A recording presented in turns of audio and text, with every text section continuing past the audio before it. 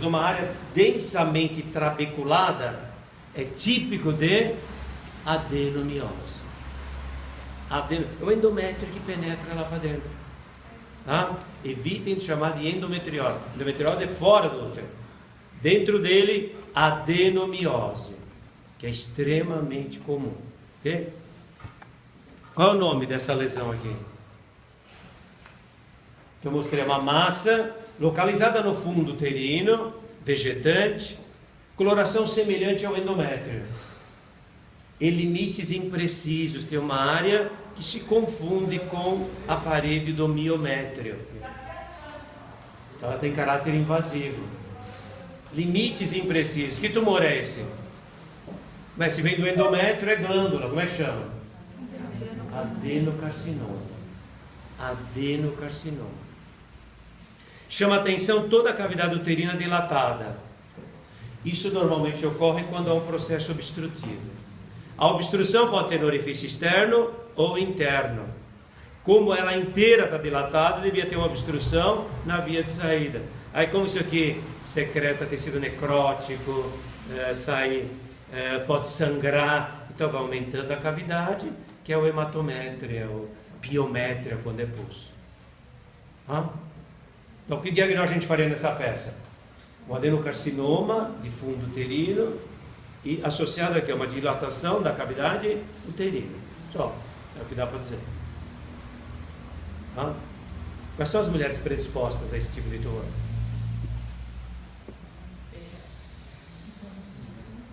Nulíparas, multíparas. Idosas, jovens. Condição socioeconômica baixa, precária de higiene, múltiplos parceiros. Nulípara, nível socioeconômico mais alto. Não tão alto como o da mama. Mama, as mulheres executivas, profissionais, que têm um estresse maior e a mama sofre com isso. Semana que vem a gente vai dar aula de patologia mamária. Tá? Diferente a fisiopatologia. Diferente. Tá? Sem gestação nenhuma, que nunca engravidou. E multípara teve vários, né? O que mais?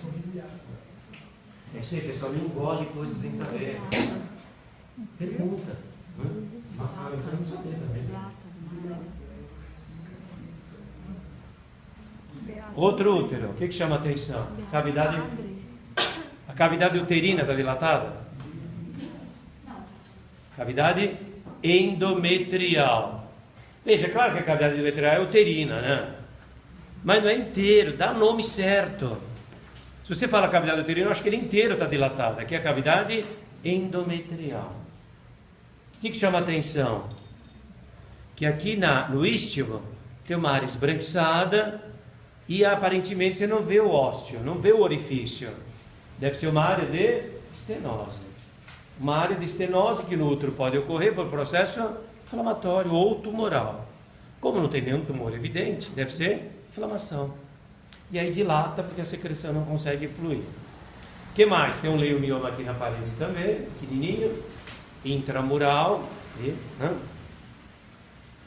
E tem uns cistos de Naboa aqui bem pequenininhos. Tem uma assimetria dos lábios do colo, não sei porquê. Pode ser anatômico, pode ser por cirurgia anterior, sei lá. De qualquer maneira tem uma assimetria. Mas aparentemente não parece tumoral. Nem úlcera, porque o epitélio ectocervical me parece normal. Que pode ser uma úlcera, né? De lesão, mas não é. Então não dá para raciocinar, não sei o que é isso. Professor, o leiomioma, a partir de quantos milímetros, centímetros, que é indicado a cirurgia? Não tem um tamanho específico. O que tem necessidade de cirurgia mais rápida são submucosos, porque eles dão um sintoma clínico muito importante. Tem um aí que tem um leiomioma minúsculo. Me passa aí, por favor. E você vê que o útero foi retirado. Dá uma olhada. Quase você não vê daí. Mas se você olhar no fundo uterino, tem um nódulo ali em cima, que faz saliência na cavidade. Olha o útero, tamanho normal. Só que olha a cavidade em volta do mioma. Hemorrágico. que ele cresce para dentro da luz e ulcera o endométrio e ela sangra. Se está dentro da parede do miométrio, os sintomas são quase que inexistentes. Se é subseroso, menor ainda. O subseroso só você detecta quando ele está grande, que ele comprime reto ou uretéreo, tem fenômenos urinários ou intestinais. No resto não, ele vai crescendo. Você vê uns úteros de 2, 3 quilos. Agora, esse é o problema. Por isso que eu insisto em vocês darem um nome. Não interessa se ele está aqui fora, aqui dentro. Não interessa. Porque a sintomatologia clínica é diferente. Agora, hoje eu acho que não operaria mais essa doente, porque hoje com a esteroscopia, eles vão lá dentro e tiram. Vão cortando e fragmentando e tirando. Então preserva os úteros. Mas antigamente começou a sangrar. Ela está fazendo anemia. Não dá para esperar mais. Então eles iam lá e tiravam o útero. Hoje se conserva mais, pela esteroscopia. Agora, a mulher quer engravidar. E tem, bom, não tantos assim, mas às vezes ela tem um único. E ela tenta engravidar e não consegue. Você consegue tirar esse mioma. Você faz a cirurgia que chama miomectomia. E aguarda depois que ela engravide. Mas só se faz quando é mulher jovem e ainda quer engravidar. Habitualmente os leumiomas, eles crescem no máximo quando ela já tem a prole constituída. Então não oferece problema para fazer uma cirurgia. Professor, esse aqui o diagnóstico é leiomioma? Submucoso. Tem cistos na boca? Uma tonelada, né? Muitos cistos. Bom, não tem consequência nenhuma, né? E esse aqui?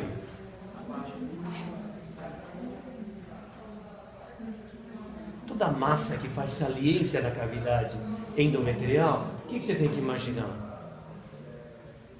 O que pode ser? Pólipo ou esse aqui que a gente acabou de ver, um leiomioma. Qual a diferença entre o pólipo e o leiomioma submucoso?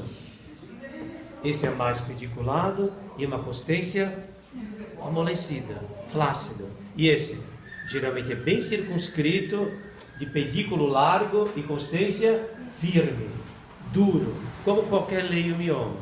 Então, pela palpação dá para saber. E esse aqui no ultrassom também vê, que você vê que tem cavidade dentro, você vê o pedículo, você pode pensar num pólipo, né?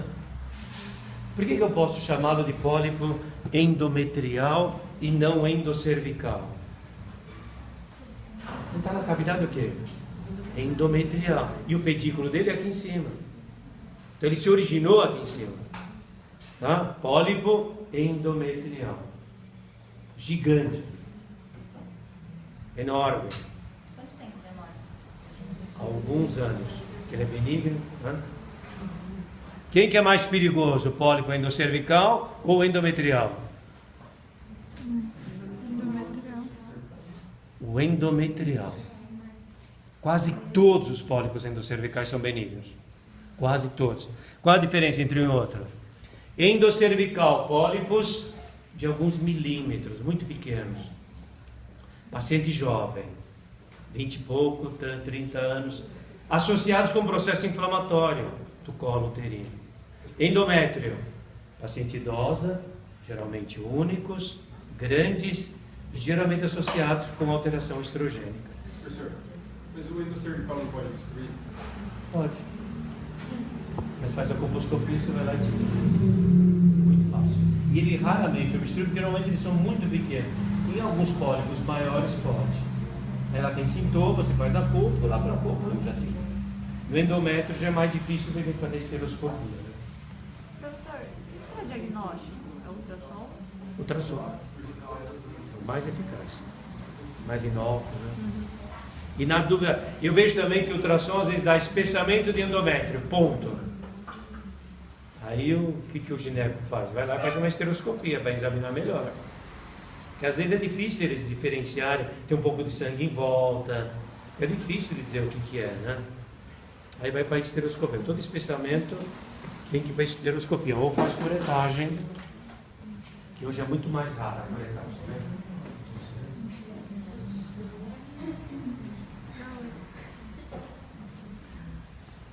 Só não se preocupem muito com a parte externa do útero, porque essas colorações acastanhadas, esse aspecto cruento que ele tem aqui no colo, é normal, de onde ele foi descolado na cirurgia. Aqui é liso e brilhante, mas porque ele fica fora do peritônio, né? Para dentro do peritônio da cavidade, mas sem contato, sem nenhuma aderência em volta. O que chama atenção nisso?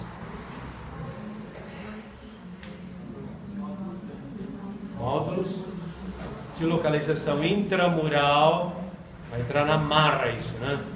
Intramural. Qual a diferença desse com os outros? Tem também um fazendo saliência na cavidade aqui, ó. Que cavidade é essa? O colo é só esse pedacinho, o colo. Cavidade endometrial. Aqui é o colo, ó, por fora, só esse pedacinho o colo. Cresceu muito o corpo por causa dos leiomiomas. Isso aqui é o colo. Então, na verdade, esse nódulo está na cavidade endometrial. Ele é duro, firme. Então, que estrutura é essa? Pólipo? Não, é um leiomioma submucoso. Intramurais, submucoso. Mas eu estou achando que essa parede aqui está um pouco grossa, não está? Trabeculada. Ela faz até dos dois lados, se vocês olharem, tem uma massinha aqui e outra aqui, ó, dos dois lados, diferente do resto. Como é que chama isso? Será que ninguém vai aprender adenomiose hoje? Adenomiose. Hã? Ninguém vai aprender adenomiose hoje? Adenomiose. Aleluia. Dá para ver daí? Então, qual a diferença entre adenomiose e leiomiose? Ai, que pergunta boa para a prova. Qual a diferença entre leiomioma e adenomiose? Macroscopicamente. Se você utilizar dois termos, já resolve. O leiomioma é bem circunscrito e a adenomiose não tem limite preciso. Isso caracteriza ela como neoplasia? Não. Ela tem a mesma característica do miométrio, só que mais grosseiro. Hã? Entenderam por que a adenomiose não é tumor? Que não é uma massa que altera a anatomia do órgão, só espessa o miométrio. Hã? Quem mais? Falta. Mais algum?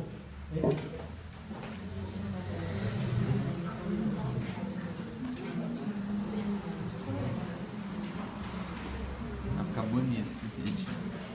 Vai dar aquela cor feia. Esse filme que eu te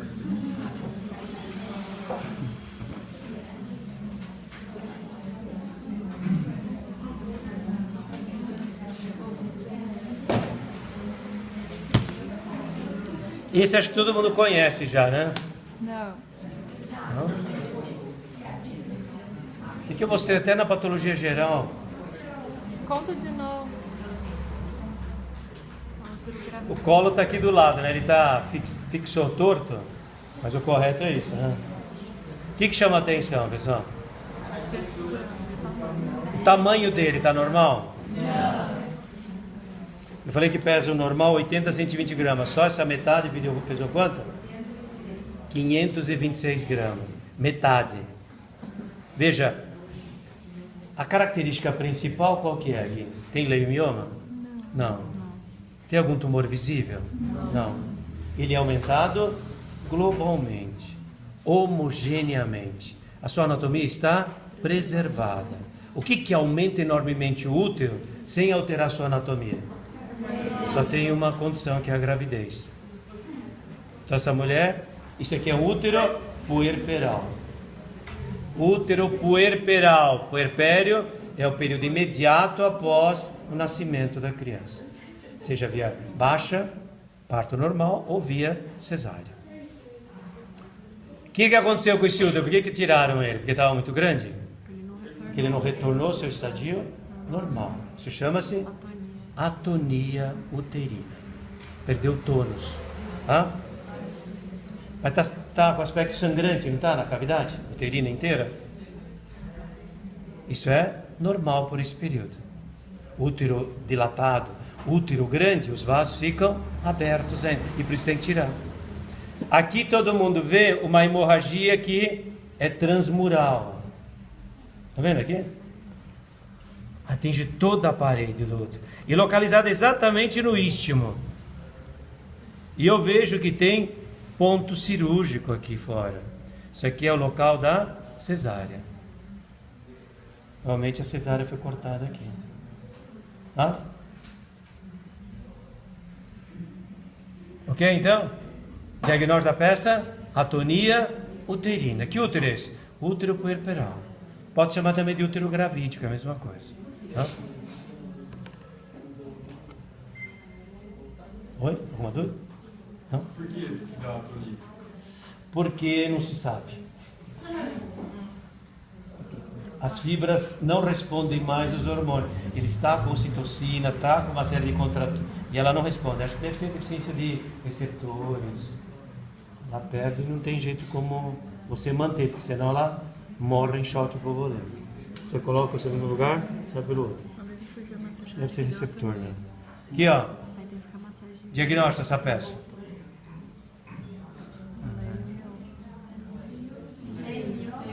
Leiomyoma intramural e cistos de Nabor.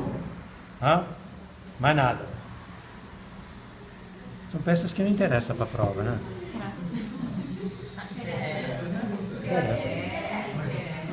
Quem não viu ainda um leioma subseroso, esse é o típico clássico. Faz saliência externa, duro, firme, e alguns deles até calcificam. O que tem na superfície de corte? Já vou mostrar.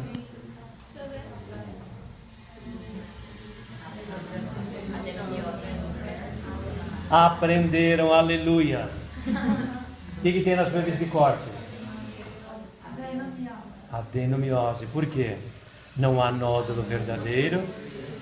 A parede do miomérito está ligeiramente espessada e um aspecto trabeculado muito mais acentuado que o normal. Adenomiose. Muito comum isso aqui, hein? E tem outros leiomiomazinhos pequenininhos aqui, né? Como chama esse grandão? Leioma? Leiomioma. Esses são leiomiomas intramurais e esse é subseroso. Subseroso, não é mucinoso.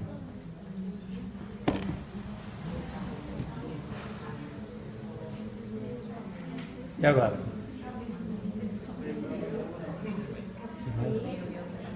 Diagnóstico.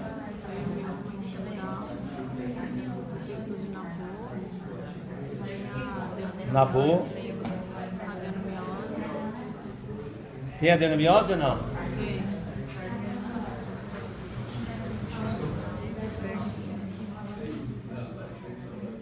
Tem adenomiose?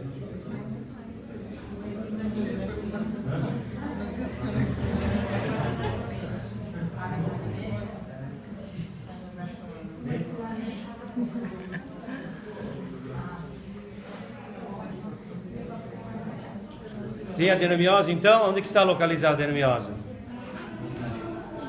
Ali. Na parede do miométrio existe uma área de esboço nodular, em esta região em que aumenta a espessura do miométrio. Tá? No outro lado está começando, mas esse lado está bem nítido. Adenomiose, leiomioma intramural e cistos de Nabor. É o que temos aqui, né? Mais algum? Mais algum ainda? Não? Já foi? Pessoal, alguma pergunta? Querem ver mais nada?